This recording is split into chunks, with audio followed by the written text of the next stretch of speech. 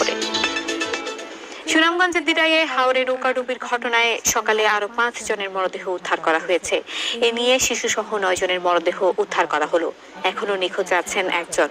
উপজেলার কালিয়াকোটা হাওরে মঙ্গলবার সন্ধ্যায় এই দুর্ঘটনার পর উদ্ধার করা হয় 4 শিশুর মরদেহ। পুলিশ ও স্থানীয়রা জানান, ইঞ্জিন চালিত নৌকাটিতে করে রফিনগর ইউনিয়ন থেকে চরনারচর ইউনিয়নে যাচ্ছিলেন 31 যাত্রী। আইনুল বিলের কাছে ঝড়ের কবলে পড়লে নৌকাটি ডুবে যায়। স্থানীয়রা রাত পর্যন্ত 4 শিশুর মরদেহ উদ্ধার করেন। এছাড়া সাঁতরে তীরে উঠেন 7 জন। স্থানীয়দের সাথে নিয়ে নিখোঁজদের উদ্ধারে কাজ করছে পুলিশ।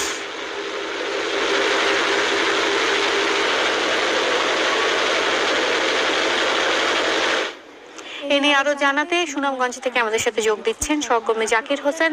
জাকির, নিহতদের পরিচয় কি জানা গেছে? আর ঘটনাস্থল থেকে আপনার কাছে সবশেষ কি তথ্য আছে?